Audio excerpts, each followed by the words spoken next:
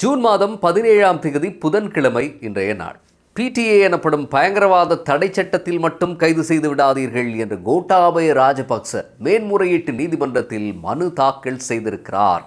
தன்னை கைது செய்வதை தடுக்க கோரும் ஒரு தடை உத்தரவை கேட்டு நிற்கிறார் கோட்டாபய.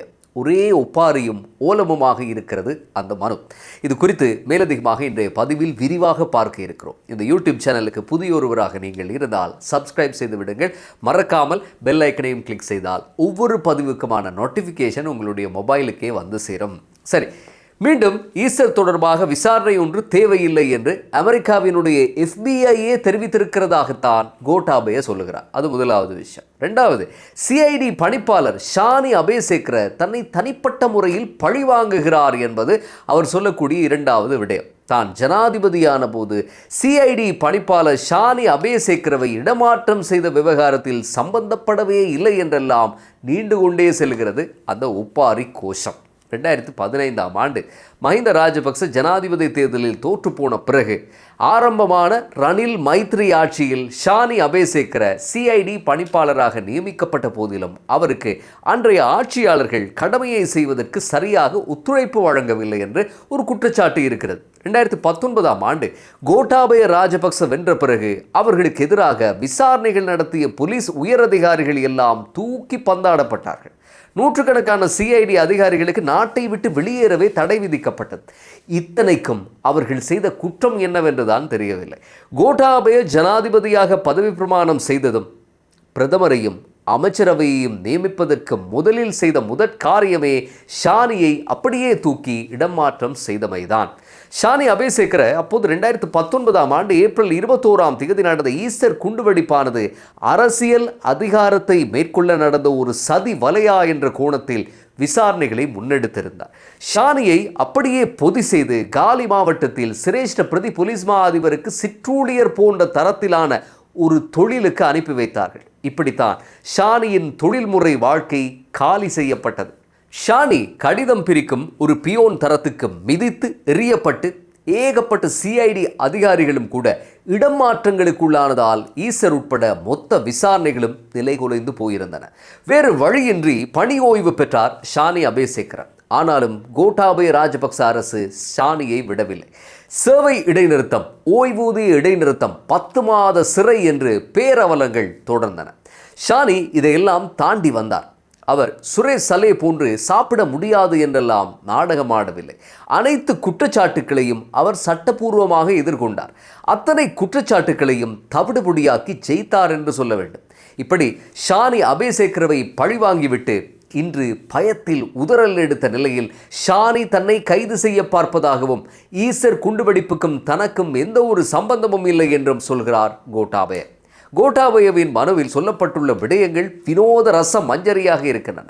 பிள்ளையாரின் முன்னாள் தனிப்பட்ட செயலாளர் ஹன்சீர் அசாத் மௌலானா பிரித்தானியாவின் சேனல் 4 தொலைக்காட்சிக்கு வழங்கிய சாட்சியத்தின்படிதான் தனக்கு எதிராக வெளிநாடு செல்ல தடையும் கைது முயற்சியும் நடந்து கொண்டிருப்பதாக தவறுதலாக நினைத்து கொண்டிருக்கிறார் அவர்.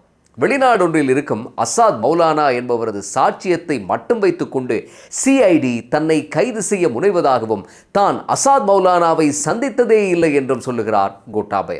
ஆனால் கோட்டாபயவுக்கு எதிராக வெளிநாட்டு பயண தடை விதிக்க காரணமே வேறு.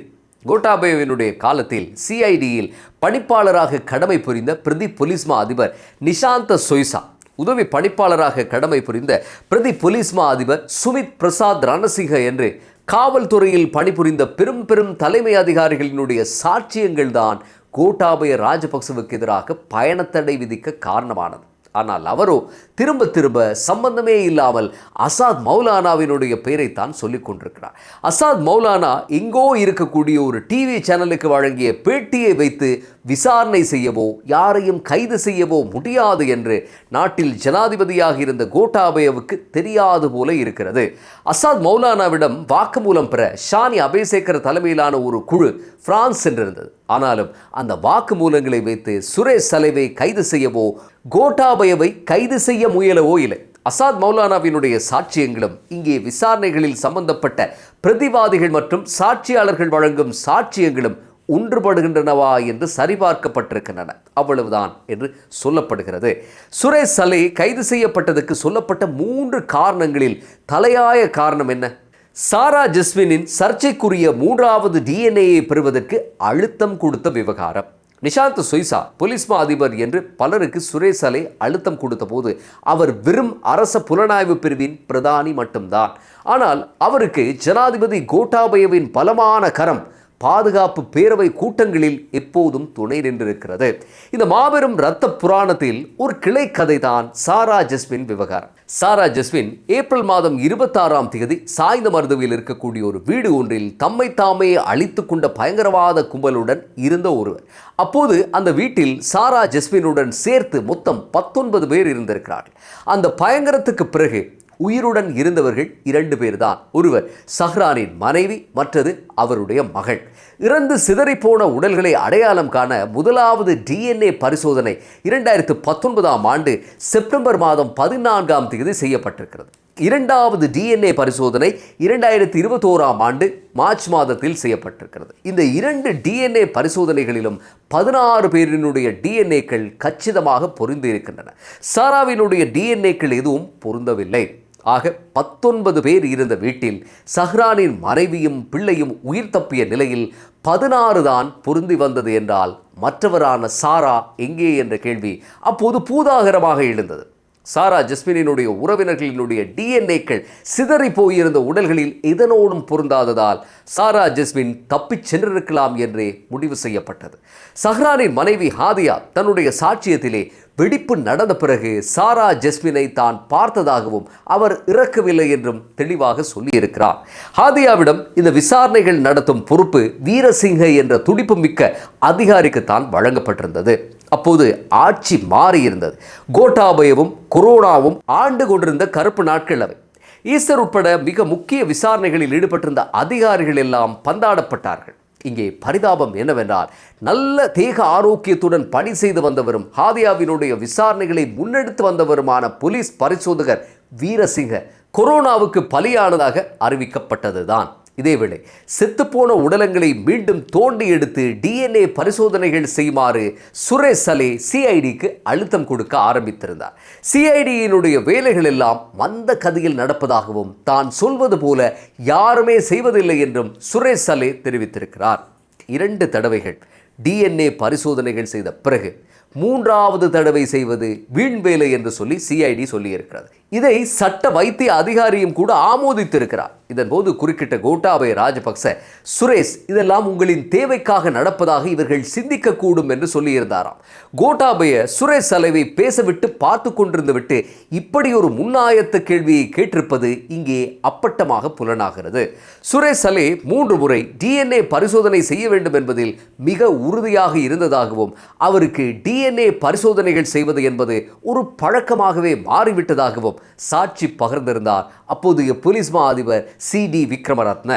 சாரா ஜஸ்மின் இந்தியாவுக்கு தப்பிச் செல்லவில்லை என்றும் சாரா சாய்ந்தமருது வீட்டிலேயே இறந்துவிட்டார் என்று சுரேஷ் சலே கூறிக்கொண்டிருந்ததாகவும் முறையாக டிஎன்ஏ ஒன்றை செய்திருந்தால் அது உறுதியாகி இருக்கும் என்றும் தான் அவ்வாறு செய்யாததால் தன்னை கடிந்து கொண்டதாகவும் பாதுகாப்பு கூட்டத்துக்கு அழைத்து வந்து கோட்டாபய ராஜபக்ச மூலம் தனக்கு அழுத்தம் கொடுத்ததாகவும் புலம்பியிருந்தார் மற்றொரு பிரதி போலீஸ் மா அதிபர். இந்த நெருக்க வாரங்களால் தான் இதய நோய்க்குள்ளாகி இதய அறுவை சிகிச்சை செய்து கொண்டதாகவும் தனக்கு பதவி எதுவும் வழங்கப்படவில்லை என்றும் போலீஸ் தலைமையகத்தில் எஞ்சிய நாட்களை கழித்ததாகவும் அவர் மேலும் குறிப்பிட்டிருக்கிறார். இந்நிலையில் 2022ஆம் ஆண்டு ஏப்ரல் மாதம் 27ஆம் தேதி மீண்டும் அத்தனை உடல்களும் தோண்டி எடுக்கப்பட்டன. இந்த உடலங்களின் டிஎன்ஏ பரிசோதனை பெறுபேறுகள் 2023ஆம் ஆண்டு பிப்ரவரி மாதம் 15ஆம் தேதி வெளியாகியிருந்தன. சாரா ஜஸ்மினின் டிஎன்ஏ பொருந்துவதாகவும் அவரும் அந்த வீட்டில் இறந்து போயிருக்கிறார் என்றும் உத்தியோகபூர்வமாக அறிவிப்பு செய்யப்பட்டது. அதாவது கோட்டாபய ஜனாதிபதியாக இருந்த காலப்பகுதியில் தோண்டப்பட்ட உடல்களின் டிஎன்ஏ பரிசோதனைகள் வந்தபோது ரணில் ஜனாதிபதியாக இருந்தார். ஆனால் சுரேஷ் சலே அரச புலனாய்வு பிரிவின் தலைவர் பதவியில் அப்படியே தான் இருந்தார். அதாவது எஜமானர்கள் மாறியிருந்தார்கள், விசுவாசம் கொண்ட அடியார்கள் பணியை தொடர்ந்தார்கள். அன்று அப்படியெல்லாம் கோலோச்சிய சுரேஷ் சலே தான் 10 நாட்களுக்கு மேலாக சாப்பிடாமல் அடம் பிடிக்கிறார். அவர் அப்படி எந்தவித ஆகாரமும் இன்றி இருப்பதால் அவரை வாழ வைக்க பெரும் செலவு செய்ய வேண்டியிருக்கிறதாம். மருந்துகளும் ஊசிகளும் என்று சொல்லி பெரும் தொகையான மக்கள் பணம் தண்ணீராக பாய்ச்சப்பட்டு கொண்டிருக்கிறது என்று சில ஊடகவியலாளர்கள் தகவல்களை திரட்டி பதிவு செய்திருந்தார்கள். இதேவேளை சுரேஷ் சலே தொடர்பாக நீதிமன்றத்தில் சிஐடி சமர்ப்பித்த விடயங்கள் எல்லாம் உயிர்த்த ஞாயிறு தாக்குதலுடன் நேரடியாக தொடர்புடையவை என்று கோட்டை நீதிமன்றம் நேற்றைய தினம் தெரிவித்திருக்கிறது. ஆனால் சுரேஷ் சலேவோ விசாரணைகளுக்கு எந்தவித ஒத்துழைப்புமின்றி மக்கள் வரிப்பணத்தில் நடத்தப்படும் தேசிய மருத்துவமனையில் பெரும் தொகையான பணத்தை விழுங்கிக் கொண்டு படுத்து கிடக்கிறார். லேப்டாப்பில் இருக்கக்கூடிய அரச ரகசியங்களை அவர் உயிரே போனாலும் யாருக்கும் வழங்க மாட்டார் என்று சரத் வீரசேகர போன்றோர் சொல்ல தலைப்பட்டிருக்கிறார்கள். இதையெல்லாம் பார்க்கிற நேரத்தில் அந்த லேப்டாப்பில் இலங்கையினுடைய குற்ற சாம்ராஜ்யம் ஒன்றே ஒளிந்திருப்பது போலத்தான் உணரக்கூடியதாக இருக்கிறது. 3 மாதங்கள் பயங்கரவாத தடுப்புச் சட்ட கைதியாக இருந்த சுரேஷ் சலே திடீர் என்று உருவேற காரணமே அவருடைய ஆஸ்தான குருஜி கோட்டாபய ராஜபக்ச மீது விதிக்கப்பட்ட வெளிநாட்டு தடைகள் என்கிறார்கள் புலனாய்வு ஊடகவியலாளர்கள். இதோ இப்போது குருஜியினுடைய வீட்டையும் மெல்ல தட்டக்கூடிய நேரம் வந்துவிட்டது போல தெரிகிறது. குருஜி தன்னை கைது செய்ய வேண்டாம் என்று நீதிமன்றத்தை நாடியிருக்கிறார். கோட்டாபய ராஜபக்சவினுடைய மனு நிராகரிக்கப்பட்டு அவர் தப்பித்தவறி கைதானார். அவர் சுரேஷ் சலே போல நெஞ்சுரத்துடனோ அல்லது தேர்ந்த அனுபவமிக அரசியல்வாதியான மஹிந்த ராஜபக்ச போன்றோ தாக்கு பிடிப்பாரா என்பது சந்தேகம். அவர் ஒரு பலவீனமான தலைவர் என்றுதான் அநேகம் பேர் அறிந்து வைத்திருக்கிறார்கள். மற்றது, ஒரு ஜனாதிபதியாக இருந்த அவரை பயங்கரவாத தடை சட்டத்தில் கைது செய்து தடுப்பு காவல் உத்தரவு பெற்று தடுத்து வைப்பதென்பதெல்லாம் உளவியல் ரீதியாக மொத்தமாக சரித்துவிடும். இதனால்தான் கோட்டாபய கலவரமாகி இருக்கிறார். சும்மா இருப்பவர்கள் யாரும் தன்னை கைது செய்யக்கூடாது என்று மனுவுடன் நீதிமன்றத்துக்கு போவதில்லை. அப்படி போவதாக இருந்தால் இந்த நாட்டில் வாழும் 23 மில்லியன் மக்களும் நீதிமன்றம் போய் ஒரு உத்தரவை வாங்கி பாக்கெட்டில் போட்டுக்கொண்டு நடமாட வேண்டும். ஆனால் இங்கே கோட்டாபய நீதிமன்றம் போகிறார் என்றால் சோழியன் குடுமி சும்மா ஆடாது என்றுதான் சொல்ல வேண்டியிருக்கிறது. இந்த பழமொழிக்கு உண்மையான அர்த்தம் வேறு, ஆனால் புழக்கத்தில் உள்ள பழமொழிக்கான அர்த்தத்தை சொல்லுகிறோம். கோட்டாபயவுக்கு என்ன ஆகும்? அவருடைய மனுவுக்கு சாதகமான பதில் கிடைக்குமா அல்லது நீதிமன்றம் அவருடைய கோரிக்கையை தூக்கி எறியுமா? இது குறித்த உங்கள் கருத்தையும் காமெண்டில் மறக்காமல் பதிவு செய்யுங்கள். இந்த இஷாம் இன்சைட் என்கிற யூடியூப் சேனலை சப்ஸ்கிரைப் செய்யவும் மறந்து விடாதீர்கள். மீண்டும் அடுத்த பதிவில் சந்திப்போம்.